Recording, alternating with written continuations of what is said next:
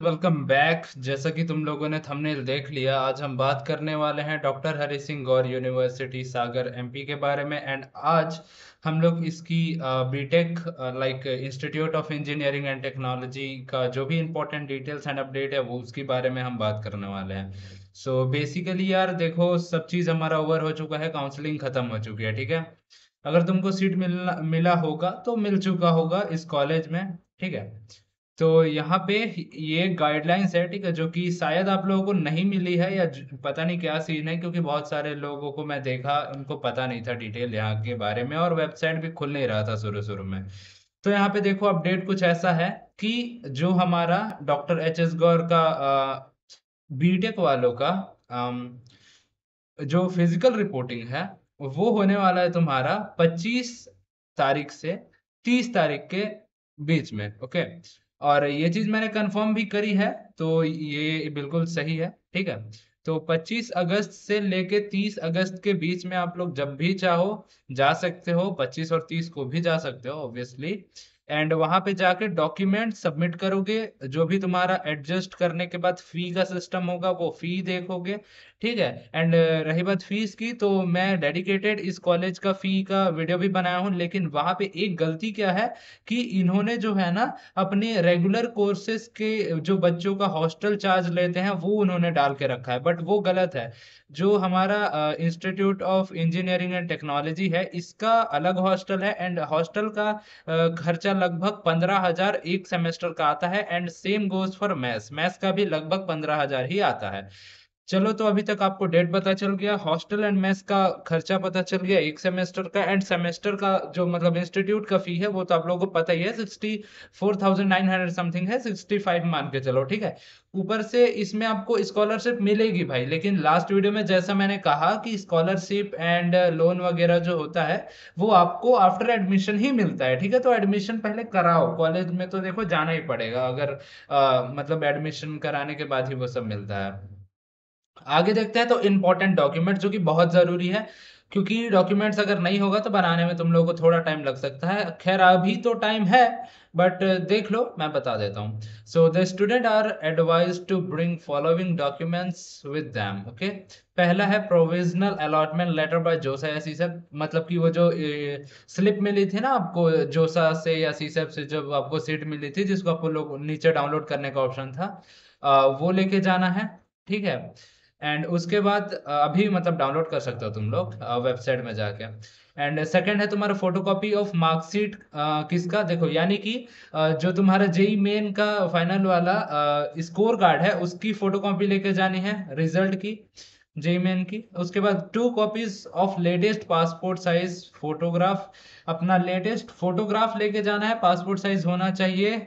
6 copy रख लेना, ठीक है। ये 2 कॉपीज भाई, ये कुछ भी लिखते हैं, वहां जाके फालतू में टेंशन नहीं पालना है अपने को, तो 6-7 कॉपी रख लेना, ठीक है, फोटो का। उसके बाद ओरिजिनल माइग्रेशन सर्टिफिकेट, देखो माइग्रेशन सर्टिफिकेट बहुतों के पास शायद ना हो, तो उसके लिए यार तुम लोग स्कूल के पास जाओ जहां से आप लोगों ने 12th पास करा है, तो माइग्रेशन वो लोग देंगे, ठीक है। और होगा तो बहुत अच्छी बात है, तो माइग्रेशन की ओरिजिनल कॉपी लेके जानी है। फिर लेके जाना है फोटोग्राफ ऑफ मार्कशीट ऑफ 10वीं 12वीं, ठीक है।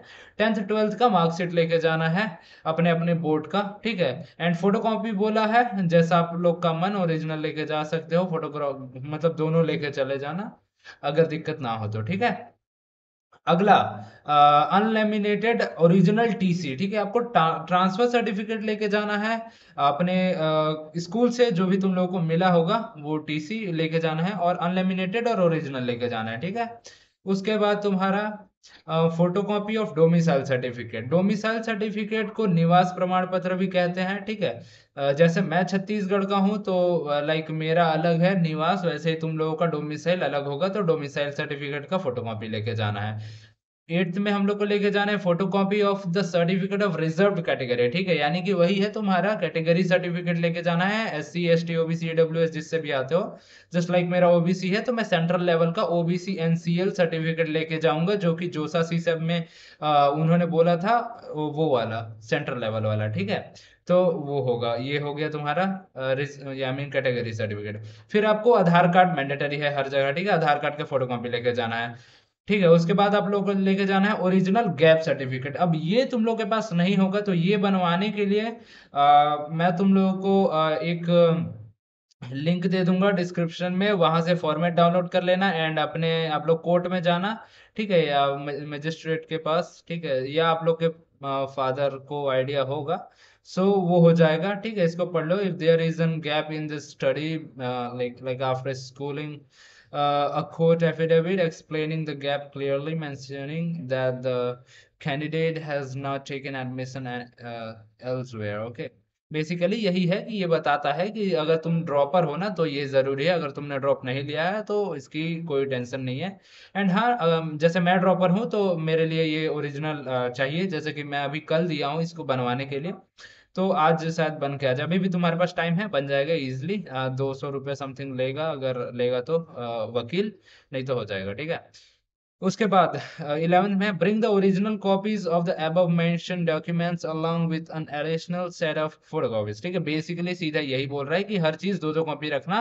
मैं बोलता हूँ हर चीज तीन तीन कॉपी रखना, क्योंकि एडमिशन के बाद भी तुम लोगों को बहुत सारी चीजों में इसका जरूरत पड़ सकता है, ठीक है। तो हर चीज तीन तीन कॉपी आप लोग करा लेना, तीन तीन मतलब छह नहीं, एक डॉक्यूमेंट का तीन फोटो कॉपी रखना, ठीक है।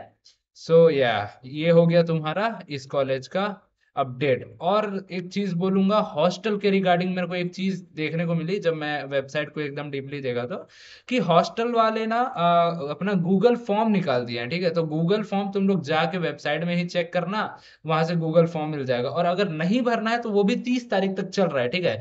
बेसिकली अपने को देखो 25 से 30 के बीच में जाना है, ठीक है। तो वहां जाके भी तुम लोग भर सकते हो, कोई दिक्कत नहीं है, ठीक है। नहीं जाके भरना तो अभी भी आप लोग गूगल फॉर्म भर सकते हो।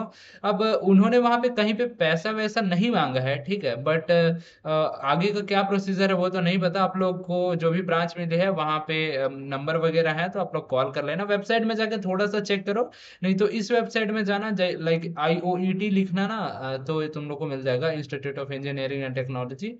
तो ये मतलब हरि सिंह गौर का अलग वाला वेबसाइट आ जाएगा जिसमें हर चीज का अपडेट होगा, ठीक है।